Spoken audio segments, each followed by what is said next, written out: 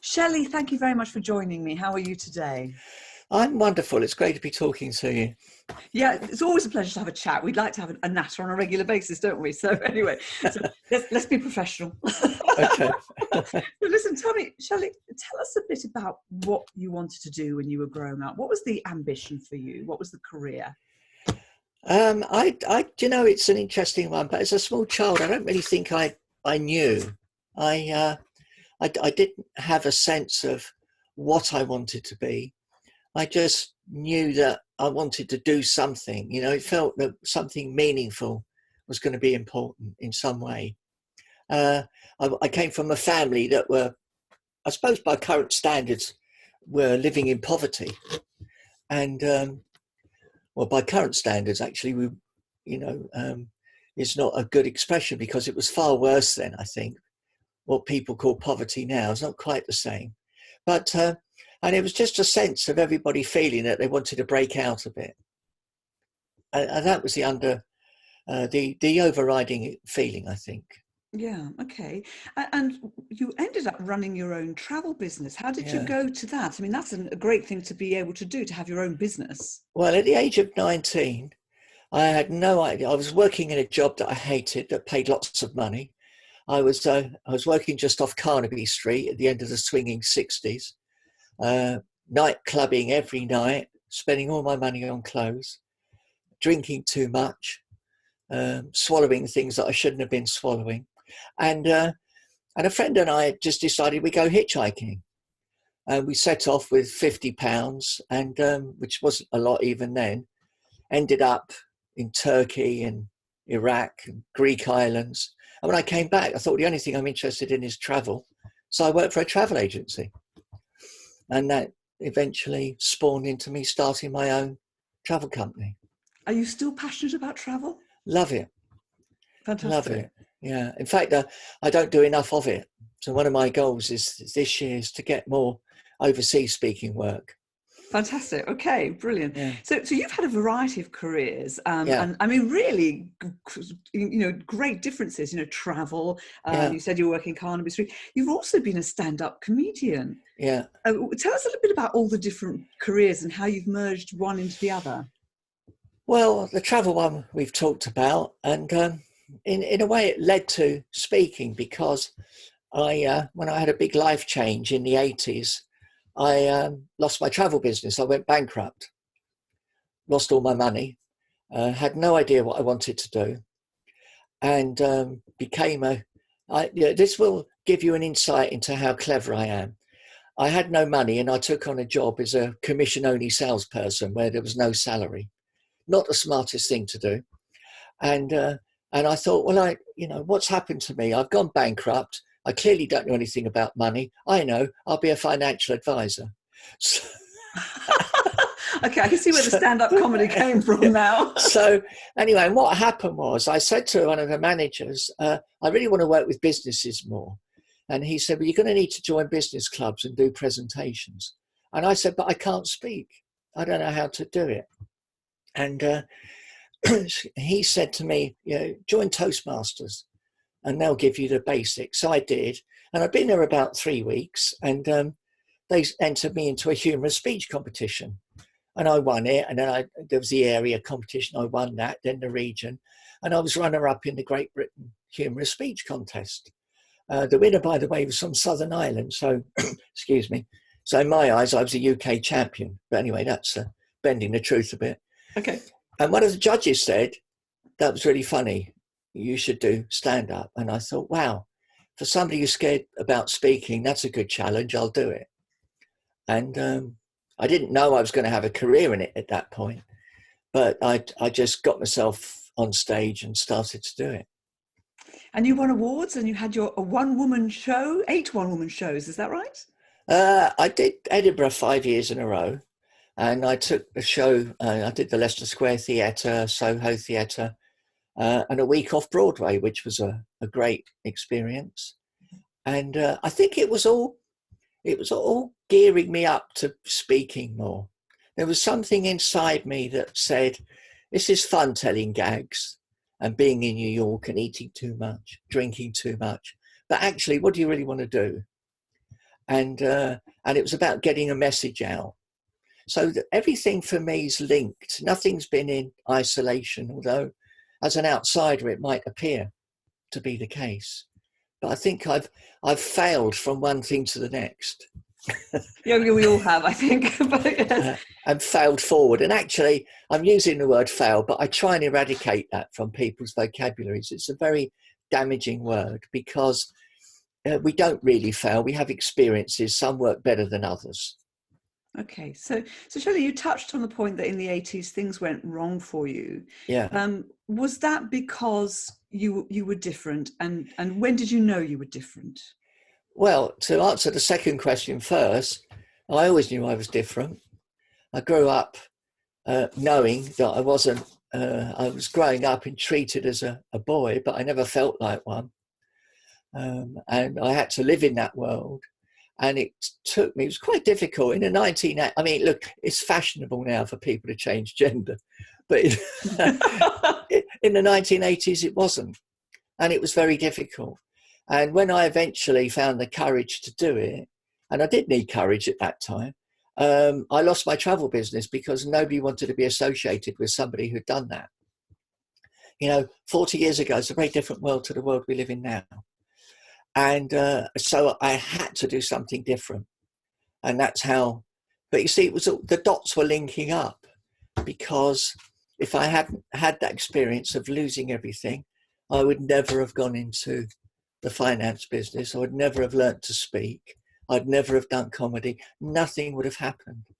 And one of my key lessons really for people is that's why failure is such a terrible word, because it gives us the wrong meaning, and we should think of things as things that maybe didn't work so well, could have been a bit painful, but what do I take from it? What happens next? How do I build on that? No, absolutely. That's a really great take on that. So tell me, in going through that, how did your family and friends react? Did they support you, or were you on your own? I don't want to get the violins out here, but it was very difficult at that time. I lost virtually all my friends. Nobody really wanted to associate with me. My father didn't speak to me for about 10 years. But my immediate family, my spouse and my children, were the rock really for me. So they were with me, and that was the bit that mattered. And I think the key lesson for me in that, for everybody, is you focus on what is good and what's working. Don't focus on what's gone wrong and what's not happening. That destroys you. You cling up, you grab the bits that work well. Any performance coach will tell you, you don't teach somebody how not to do something. You get them to focus on what they're good at and what's working, and to get better at that. One of the biggest problems with our education system is that we spend too much time trying to teach kids to do things they can't do and probably will never be any good at doing, instead of bringing out the best in them and the things that they are good at. Now, I work with autistic children quite a lot, and that's classic for them. They're usually excellent at something, and you don't want to be spending hours and hours trying to get them to do something that their brains are not geared to do. And why would you bother? It makes absolute sense. So tell me, I mean, I have to ask you this, because as a woman, I want to know if there really is any fact to this or not. See, I'm a blonde. I'm no longer natural. I have to have help. And people say blondes have more fun. You have help being a blonde. I love that. I have help now, yeah. I haven't tested that theory yet, though, you see, because I've not gone brunette. I don't think I will go brunette. Now, you've been on both sides now here. Yeah. You've been treated as a man, and you've been treated as a woman. Yeah. For you, are you treated differently? Is there such a thing as mansplaining, or is it just us women getting up on our high horses and saying, treat us the same? It's interesting because, I mean, there's clearly a difference. I think it's more in the way people are treated. There is male privilege, and I've experienced that. Being talked over was the first thing that I had to understand, and not to jump down somebody's throat, which is what I did, but to find a more sort of feminine power way of doing it. There's a difference between male power and feminine power. feminine power is equally as powerful, but it's different. It's about being more considered, being gentler. I always think of the ocean being feminine power and a mountain being masculine power. Yeah. The ocean will still go around a mountain, but it won't try and go through it. Oh, I like that. That's really good. Actually, I have a terrible habit of talking over people, and that's you could say that's a male thing, but actually that's an Italian thing. When we're enthusiastic and excited and enjoying the discussion, we have to put our bit in. So that's quite interesting. Well, before everyone screams at me, I'm not suggesting that every man does that. Let's be quite clear about that. We can think of one or two. So that's interesting. So you have been treated differently. You have noticed differences there. Yeah, absolutely. But it was something I just had to adapt to and get used to, and it was a small price to pay. Okay, absolutely. And you yourself are a therapist and a hypnotherapist. Yeah. Is that something that you went into because you yourself went to therapy, or? No, I didn't actually. I didn't see any therapist while I was going through my various crises. But I think I did always think I was slightly crazy, and I wanted to find out more about it. And I've always been obsessed about human thinking and the way we think, and why we think in certain ways. I read about it all the time, even when I don't have to. And for me, it's just something, I suppose, it's just sparked in me from a very early age. Why do we think the way we do? Why do we act the way we do? And it's become an obsession. Fantastic. And do you use some of that learning in your speaking? Absolutely. And I talk about it. I mean, that's really what I speak about, is how to understand our thinking and use it and adapt it. Not so much to adapt our thinking, but to understand our strengths and how to work with them and understand why we have problems in certain areas. I think one of the most harmful expressions I hear people say without supporting it is, you have to get rid of your limiting beliefs. Well, if it were that easy, we'd all flick a switch, wouldn't we? You just do it. And what we need to be doing is helping people understand why they have them. What it is that makes them have them. Then you can start to help change them. But otherwise, you can stand in front of a mirror saying, I am beautiful, a million times, and it ain't going to change. No, that's true. It's really true. And tell me, is that what underpins your content when you're talking about developing a fearless mindset? It is, because I think fear is debilitating. And instead of just telling ourselves we shouldn't have it, we need to understand why we have it. Then we can change it. Then we can embrace it. And when the other pet hate of mine is false evidence appearing real. Because all that does is it makes you think, well, what's wrong with me then? Everyone's saying that this isn't right. Why have I still got it? Why am I still struggling? And when we understand why we have it and what caused it, then we can go, okay. And it's not quite as simple as just understanding it, but part of my work is helping people when I help them understand it, is then replace it with a different way of thinking. And you also talk about and train on transformational change. Yeah. So do you begin with the mindset to create? Yes, I mean, the two are linked, because we cannot really change. One of my favorite quotes is by Arnold Beiser, and it became known as the paradoxical theory of change. And I'll paraphrase it slightly, but what he said is, you can only change to become who you already are. You cannot change to become who you are not. Oh, I like that. And if you think about it, if you're 36 and you decide you want to be an Olympic swimmer, I'm sorry, it ain't going to happen. Well, somebody will probably ring in and say it's possible, but it probably isn't going to happen. So so let's not be stupid about this. But at the same time, why should, I don't believe anything is impossible if you really want it. You got to have a certain realism about it. But it doesn't mean you limit your ambition.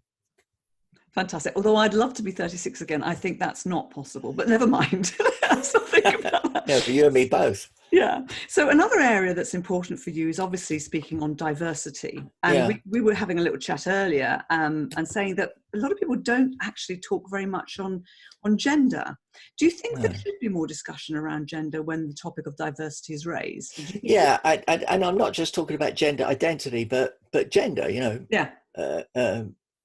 Because I think we do live in a world where there are big issues for women around the world with education, sexual violence. All of those things are huge, really. And young girls have to be empowered because, depending on what part of the world you live in, you're going to have a struggle purely because of your gender. So it's about understanding that and also helping people on the other side of the divide, helping men understand that this isn't threatening. It's not about saying, look, it's all down to you guys. You've got to change. I think there's too much feminine discourse that just purely attacks men. And there you are. That was the hound from hell that interrupted my answer. So we might have heard some barking. That was Oscar wanting to get involved. That was a man talking over us. Wasn't it? There you go. And he did it very well indeed. So anyway, I know you're very busy at the moment, Shelley. People are inviting you to speak in their organisations. What are they asking you for? What are the challenges they're facing? What are they wanting you to help them with?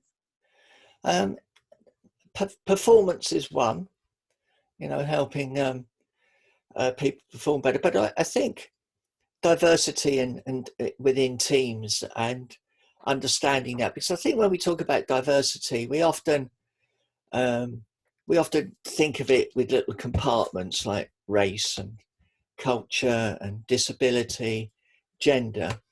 And actually, for me, it's more about diversity of thinking as well. It's, instead of diversity being a problem and a challenge, it's about, well, how do we use the strength of it? How do we build in the great qualities that it brings, rather than seeing it as something that has to be done, like a great challenge, because it is that as well, but more about, I've worked, for example, with people with physical disabilities who would work 16 hours a day if you didn't kick them out the door, because they're so committed to working hard and being a real plus and a real positive. They don't need to be patronized. They just need to be given a chance. And I think it's understanding how you can build that in, really, that's so important. And I like that. I like the fact that you're talking about diverse thinking as opposed to the fact that people have to be packaged in diverse packages. It's about the way you think and the way your mind works. I like that. Yeah. Otherwise, I get labelled as, oh, you're the person that can talk about gender identity. Well, I can, and I train psychotherapists on it. I'm doing one tomorrow all day. So, but for me, it's missing the point of it. It's not really grasping what we can offer as a country that is very diverse now. How do we put it all together, and how do we grow with that, and how do we make it such a great positive?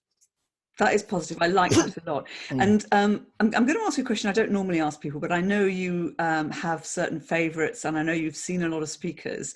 Tell us who your favourite speaker is and why. Well, I'm going to cheat a bit because my favourite speaker's not alive anymore. But I once heard a Sister Anne, and she was now this is the interesting bit. She was a nun from a silent order. And she spoke for an hour without notes to a conference of about 250 people, had the longest standing ovation I've ever heard. And I swear there was nobody who wasn't reaching for the Kleenex. Wow. Just absolutely amazing. And what I learned from that was, yes, technique and everything and stagecraft, everyone obsesses about that. But she just spoke from her soul, really, and just let it come out. And I think if we're speaking, we ought to have something already.